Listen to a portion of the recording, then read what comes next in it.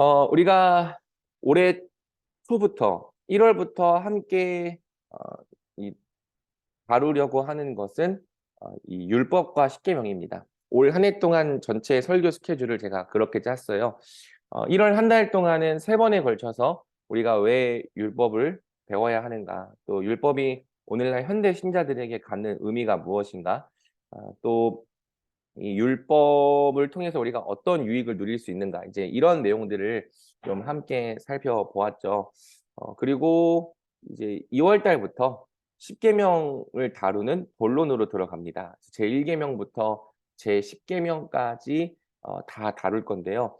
이게 제1계명부터 10계명까지 다루되 아마 제7계명 간음하지 말라는 한 2주나 3주에 걸쳐서 좀 상세하게 다루려고 해요. 왜냐하면 제7계명이 간음하지 말라, 이 성윤리와 관련된 부분인데요. 또 오늘날 우리 청년들에게 사실 가장 쉽지 않은 부분이 성윤리이기 때문에, 또 이 세상과 교회의 격차가 가장 많이 벌어진 부분이 성윤리이기 때문에 좀 자세히 또 변증하면서 다뤄보려고 하는 거죠.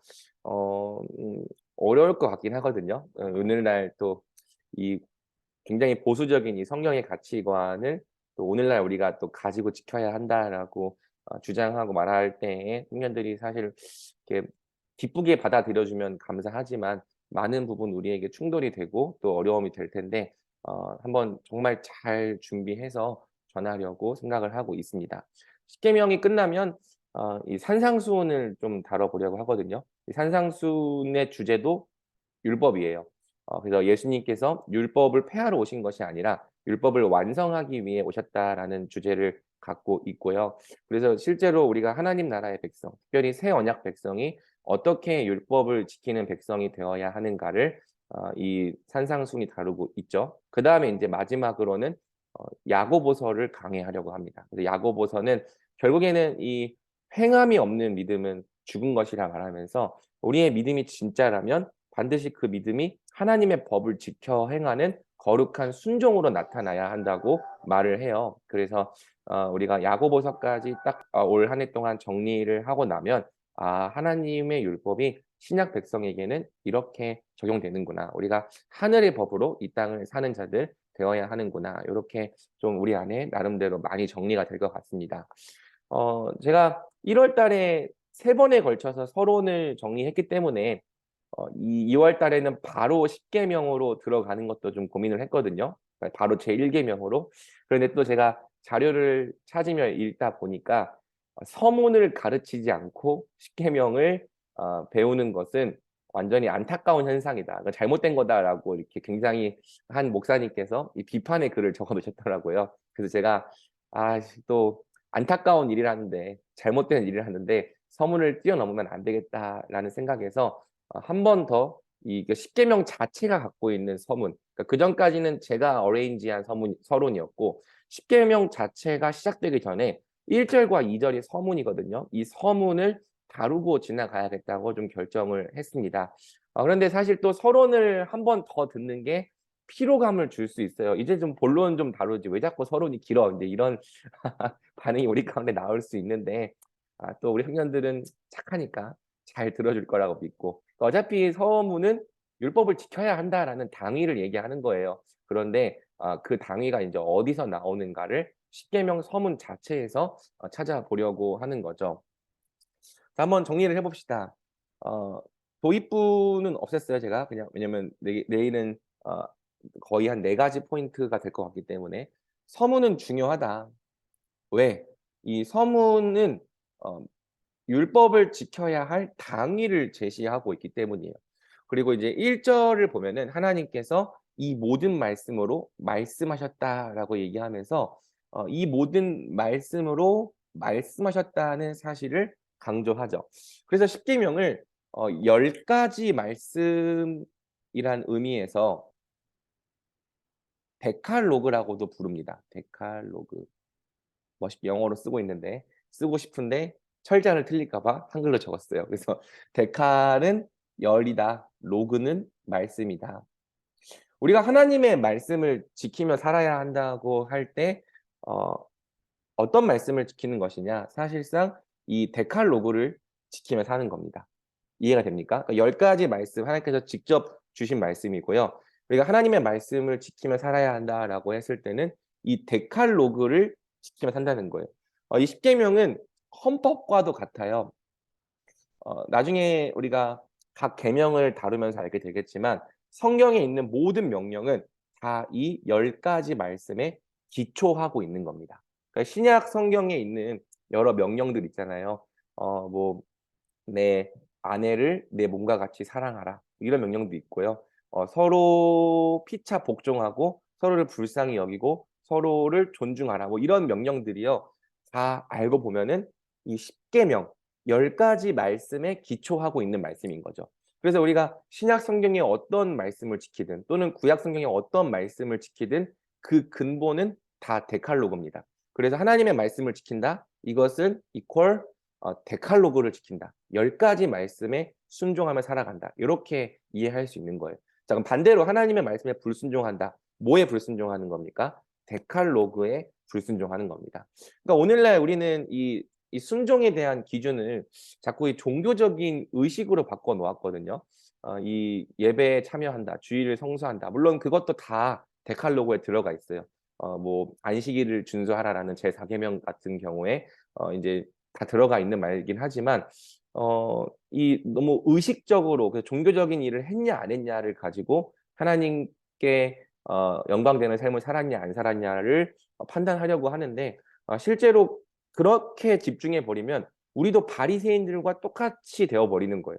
율법의 어떤 이 진정한 정신과 가치는 하나도 이해하지 않고 그저 어떤 종교적인 행위를 했냐 안 했냐로 내가 하나님 앞에서 옳게 행했냐 안 했냐를 판단하게 되는 거죠. 그러나 그렇지 않다. 하나님께서 우리에게 정말 원하시는 것은 이 10가지 말씀, 데칼로그를 이해하고 또 그 가치를 충분히 깨닫고 또 여기에 순종하며 살아가는 삶이다. 요 생각을 가질 때 우리가 앞으로 삶 속에서 어떻게 구체적으로 순종하는 삶을 살 수 있을지 우리가 고민해 볼 수 있는 거죠. 1절을 보면요. 율법의 권위가 하나님이 말씀하셨다라는 사실에서 출발합니다. 사실 하나님이 말씀하신 것만으로도 율법의 권위는 끝난 거예요. 그렇지 않나요? 이 세상을 만드신 하나님께서 이렇게 하라고 명하셨다. 근데 오늘날 우리는 하나님이 말씀하셨다라는 사실의 권위를 좀 쉽게 생각하고 가볍게 여기는 경향이 있습니다. 왜냐? 오늘날 우리는 좀 탈권위주의적인 사회를 살아가고 있어요. 권위를 별로 좋아하지 않아요. 어떤 사람들에게 권위가 있다고 해서 내가 당연히 그 권위 앞에 순종하고 인정하고 따라야 한다고 생각하지 않아요. 그러면 어떻게 생각합니까?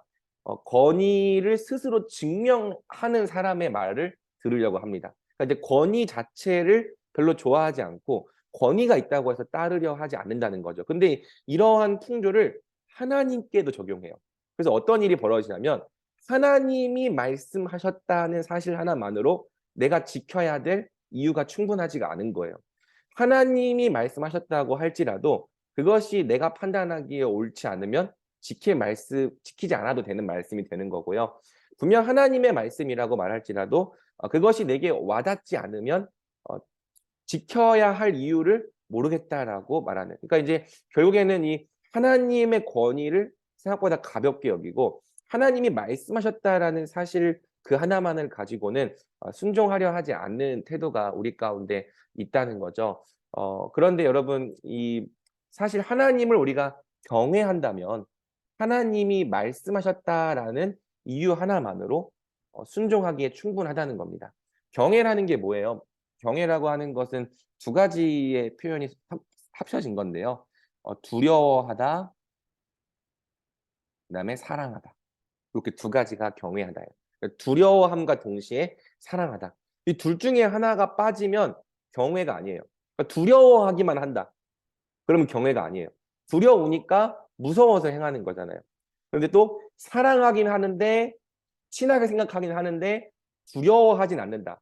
그러면은 하나님 좋아요. 그럼 하나님 사랑해요. 그런데 하나님 이건 싫은데요. 뭐 이런 좀 이렇게 이게 가벼운 태도가 나오는 거죠. 그러니까 수리남 보면은 이런 명대사가 있죠. 좋게 말한다고 부탁 아니야. 뭐 그 뒤에 말은 좀 욕이기 때문에 할 수 없지만 좋게 말한다고 부탁 아니야. 하나님께서 우리를 친구로 여겨주셨다고, 자녀로 여겨주셨다고, 사랑한다 말씀해 주셨다고, 좋게 말씀해 주셨다고 하나님 친구 아니거든요. 하나님은 우리와 도저히 이 갭을 메울 수 없는 이 너무나도 무한한 차이를 갖고 계신 분이고 마땅히 우리가 경외하고 순종해야 될 대상입니다. 그런데 이 두려움이 빠져버리니까 하나님을 친하다고 말하면서 그분의 말씀을 별로 두려워하지 않는 일들이 벌어지는 거예요. 그러니까 결국엔 율법에 순종하는 삶은 어디서 나오냐? 하나님을 경외하는 삶에서 나온다. 그러니까 우리가 하나님을 경외하는 태도를 갖는 것이 순종에 있어서 가장 중요하다라고 할 수 있는 거죠. 그다음에 서문은 이 율법을 제정하고 명령하신 하나님이 누구신지에 초점을 맞춥니다. 서문을 직접 읽어보는 게 조금 더 이해가 빠를 것 같아요. 제가 한번 찾아서 읽어드리겠습니다. 20장 2절. 자, 1절 읽어드릴게요. 하나님이 이 모든 말씀으로 말씀하여 이르시되 나는 너를 애굽 땅 종 되었던 집에서 인도하여 낸 내 하나님 여호와니라. 여기까지 서문이죠. 그 다음 3절부터는 계명을 지키라 말씀하시면서 어떤 계명을 지켜야 하는지를 말하기 시작하는 거예요. 서문이 어떤 내용이에요? 내가 누구냐를 말하는 데 맞춰져 있죠. 맞습니까? 이 율법을 제정하시고 명령하시는 하나님이 누구신지를 드러내는 게 서문의 초점입니다. 그러니까 왜 지켜야 하느냐? 하나님이 이런 분이시기 때문에. 첫 번째로 이 서문은 하나님이 창조자와 주님이시기 때문에 우리가 율법을 지켜야 한다고 얘기를 해요. 이 내용은 사실 서문에 직접적으로 드러나 있지는 않고요. 하나님께서 자기 이름을 하나님 여호와라고 소개하신 이름 속에 들어 있습니다. 요거에 대한 자세한 설명은 제가 내일 설교 때 할게요. 그래서 하나님께서 창조자시고 다스리시는 주님이시기 때문에 그러니까 모든 질서를 하나님께서 마땅히 세우실 수 있는 분이다. 또 하나님은 그 법으로 이 땅을 통치하시는 주님으로서 율법대로 다스리시고 율법대로 심판하실 권세가 있으신 분이다. 그러니까 우리가 하나님을 창조자와 주님으로 믿고 고백한다면 하나님께서 우리에게 율법을 정하시고 요구하실 수 있는 권세도 있으시다. 함께 인정해야 된다는 거죠. 이해가 됩니까? 그러니까 우리가 입으로는 하나님을 창조자와 주님이라 고백하잖아요. 그런데 하나님을 창조자와 주님이라고 고백할 때에는 하나님이 우리 위에 율법을 제정하시고 그것을 명령하시고 또 그것대로 다스리시고 그것대로 심판할 권세가 있으신 분임을 함께 인정해야 한다는 거죠. 그러니까 하나님을 창조자다, 주님이다라고 입으로 말하면서 이 하나님께서 율법을 명하시고 다스릴 수 있는 이 권세를 부정한다면 사실상 하나님을 창조자와 주님으로 믿는 게 아니게 되는 겁니다. 서로 양립할 수 없는 일인가는 거죠. 그래서 우리가 하나님을 창조자와 주님이라 믿고 고백한다면 당연히 그분의 법을 지켜 행해야 한다.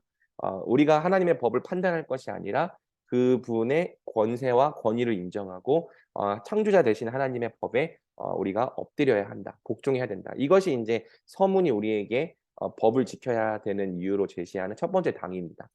두 번째로는 구속자가 되시기 때문에 우리가 율법을 지켜야 한다고 서문이 얘기를 해요.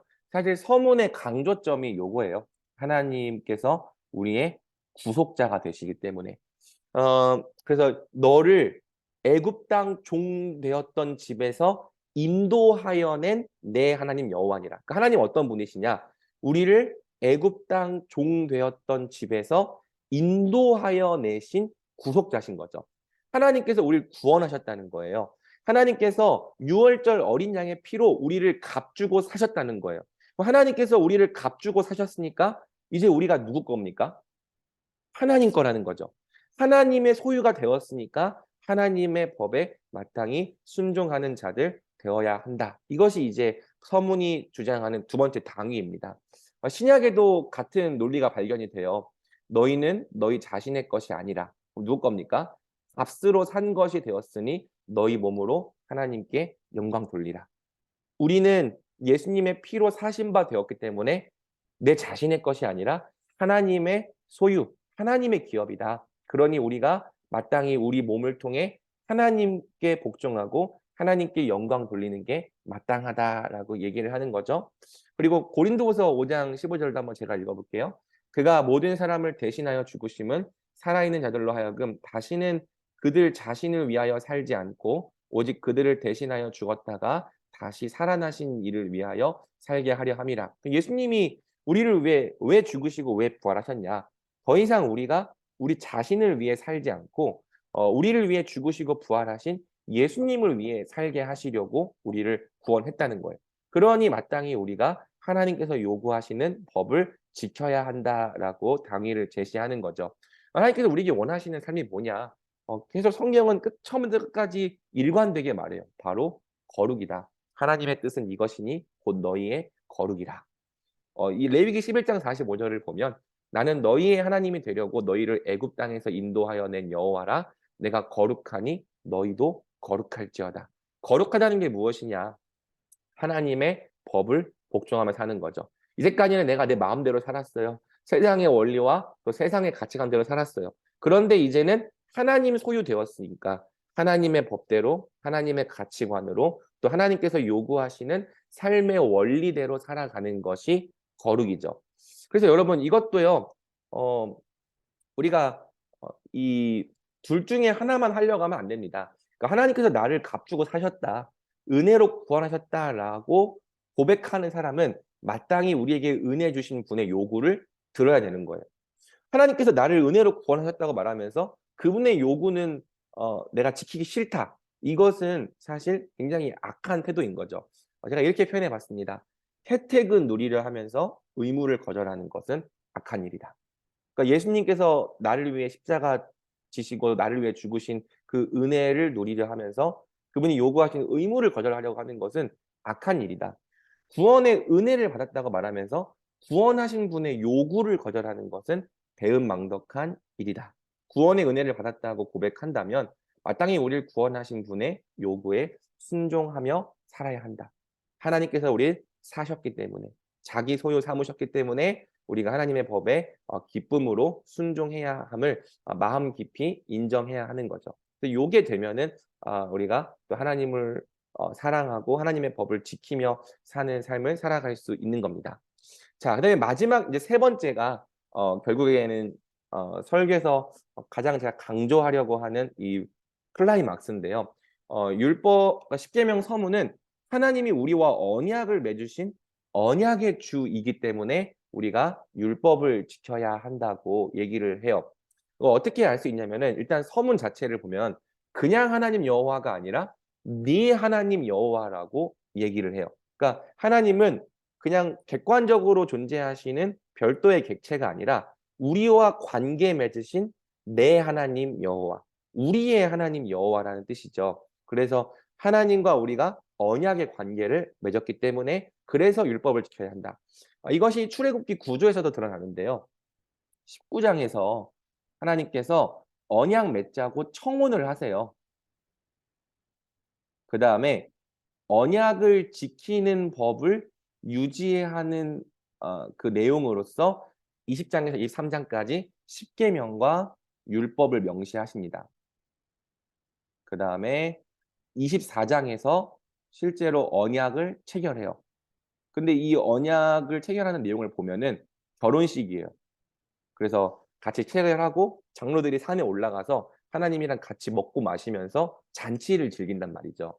그러니까 나중에 예레미야 그 보면은 이 시내산에서 이스라엘이 하나님의 신부가 되었다라고 얘기를 해요. 하나님은 이스라엘의 남편 되셨고. 그럼 결국에는 이 19장과 24장에서 말하는 이 내용이 뭐냐? 이스라엘과 하나님이 결혼했다는 거죠. 이 결혼을 언약이라고 표현을 하는 거예요. 그리고 결혼 관계 안에서 서로가 서로를 사랑하면서 지키도록 주신 법이 20장에서 23장 율법인 거죠. 그러니까 율법은 뭐냐라고 했을 때 결혼했기 때문에 지키는 법이다. 이렇게 생각하면 가장 이해가 정확합니다. 그래서 이 하나님께서 너희는 나 외에 다른 신들을 섬기지 말라 하고 얘기를 했잖아요. 근데 우리가 사실 다른 신들도 섬기고 싶잖아. 왜 하나님은 이 다른 신들을 섬기지 말라고 하셨을까? 왜 하나님만 사랑해야 한다고 하셨을까? 이거 너무 부당한 법 아니냐 이렇게 생각할 수 있는데요. 결혼 관계에서 생각해 보면은 너무너무 당연한 법인 거죠. 그러니까 우리가 결혼하려고 할 때 내가 당신을 사랑하긴 하는데 내가 좋아하는 여자가 한 30명쯤 있거든. 근데 당신이 그 30명 중에 1등이야. 당신을 제일 사랑해. 이렇게 말하면 여러분, 그 사람이 나랑 결혼을 해주겠습니까? 싸대기를 맞겠죠. 그렇지 않아요?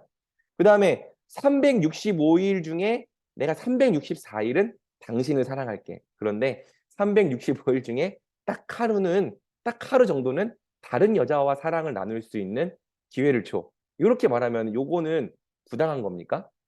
정당한 겁니까? 그러니까 364일을 아내를 사랑했잖아요. 절대 다수의 양을 사랑했잖아. 그 다음에 딱 하루 좀 몇 시간만 내가 딴 여자와 함께 좀 즐겨보겠다는데 이 정도 눈 감아줘야 되는 거 아니에요? 그런데 여러분 이렇게 하면은 바로 파혼이죠. 그러니까 이 언약 관계라고 하는 건 결혼 관계예요. 하나님께서 우리를 신부 삼으셨기 때문에 또 하나님이 우리의 남편 되셨기 때문에 남편이신 하나님께 대한 전적인 헌신을 요구하신 거죠.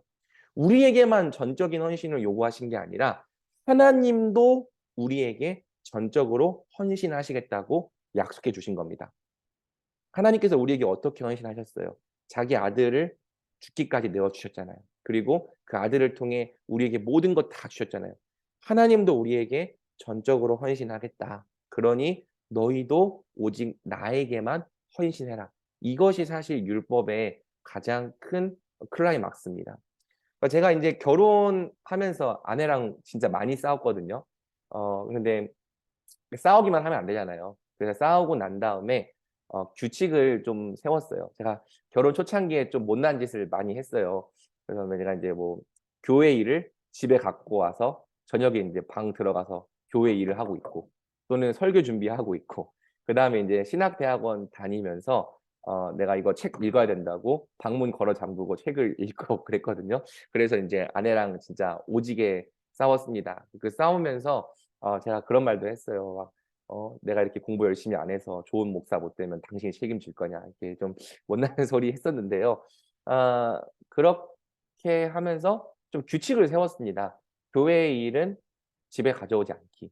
그리고, 그리고 웬만하면 또 가족과 함께 있을 때는 책 보거나 그런 거 하지 말고 가족들과 함께 시간을 가지기. 정말 필요한 경우에는 허락을 서로 이렇게 구하면서 양해를 구하기. 또 그리고 일주일 중 단 몇 시간은 정말 가족과 질적인 시간 보내기. 그러니까 전부 저에 대한 얘기인데 못났던 남편인 거죠. 그러니까 저를 별로 이렇게 중용스럽게 생각할 필요가 없어요. 저 못난 남편이에요. 그러니까 아무튼 이게 이런 법을 만들었거든요. 그래서 이제는 이 가정 안에서 제가 법을 지킵니다. 그러니까 싸우는 빈도가 확 줄어들었어요. 물론 아직도 가끔 싸우긴 해요. 그런데 법을 지키니까 덜 싸워요. 그럼 제가 법을 왜 지키냐? 아내가 두려워서 또 좀 있어요. 아내가 두려워서도 좀 있는데 사실은 가정을 사랑하니까, 아내를 사랑하니까 또 이 자녀들을 사랑하니까 규칙을 지키는 거죠. 이해가 됩니까? 마찬가지에 하나님도 우리가 피조물이어서 지키는 거, 또 구속받았기 때문에 하나님 소유되기 때문에 억지로 지키는 거, 그걸 원하시는 게 아닙니다. 그러면 하나님께서 우리에게 원하시는 게 뭐예요? 하나님을 사랑하기 때문에 지키는 거예요. 이게 본질입니다. 너희가 나를 레위기 아닙니다. 이거 요한복음인데 잘못 적었네요. 너희가 나를 사랑하면 나의 계명을 지키리라. 나를 사랑하는 자는 나의 계명을 지키리니. 그러니까 이 계명 지키는 것이 사랑과 연결되어 있다는 겁니다. 만약에 제가 아내를 사랑한다고 입으로 늘 얘기하면서 아내가 요구하는 규칙을 하나도 지키지 않아요. 그러면 제가 아내를 사랑한다고 할 수 있을까요? 거짓말이잖아요. 사랑한다고 말은 하는데 같이 정한 규칙은 하나도 안 지켜. 그럼 안 사랑하는 거예요. 마찬가지로 우리가 하나님을 사랑한다면 무엇에 힘쓰는 겁니까? 하나님께서 요구하신 하나님의 법에 순종하기를 힘쓰는 거죠. 사랑과 율법을 지키는 삶이 같이 가는 겁니다. 물론 우리가 그 율법을 다 못 지켜요. 그렇지만 사랑하기 때문에 지키려 하는 거죠. 사랑하기 때문에 용서하려 하고 사랑하기 때문에 하나님과의 예배하는 시간을 확보하려 하고 사랑하기 때문에 하나님의 이름을 거룩하게 여기고 사랑하기 때문에 내 이웃을 공경하고 이런 사랑의 동기가 근거가 되었을 때 진짜 율법을 지키는 이 본질이 살아나는 거예요. 그럼 바리새인들은 왜 예수님께 책망받았느냐? 요게 안 됐던 거죠. 요게 사랑하기 때문에 지키는 것. 그런데 오늘날 하나님께서 우리를 구원하셔서 가장 원하시는 게 무엇이냐? 우리가 하나님을 사랑하기 때문에 신부되었기 때문에 지키는 겁니다. 그래서 우리 이 청년부가 이제 또 내일 한 번 더 서문을 들어야 돼서 좀 이렇게 힘들 수 있겠지만 사랑하기 때문에 지키자. 우리의 사랑을 순종을 통해 표현하자. 이렇게까지 나아간다면 가장 좋을 것 같아요. 그래서 여러분들이 목장 안에서 이 세 번째 포인트를 강조하는 거죠. 하나님이 우리를 창조하셨기 때문에 지켜야 된다. 맞아요. 하나님이 우리를 구원하셨기 때문에 지켜야 된다. 맞아요. 그런데 거기서 끝나면 억지로 지키는 게 되잖아요. 거기서 끝나지 않고 하나님이 우리의 남편이시기 때문에, 예수님이 우리의 신랑이시기 때문에, 우리는 예수님의 신부기 때문에 사랑함으로 지키자. 부족할지라도 늘 사랑함으로 예수님께 나아가자. 이렇게 끝나면 가장 좋을 것 같습니다. 그래서 이제 적용 포인트는 하나인데요. 너희가 나를 사랑하면 나의 계명을 지키리라. 사랑하는 것과 계명 지키는 것이 서로 어떤 관계가 있는가 한번 이렇게 얘기해 보고요. 당신은 이 계명 지키는 것을 통해 하나님을 사랑하고 있는가 자유롭게 생각을 나눠보면 되겠습니다. 자, 여기까지가 이제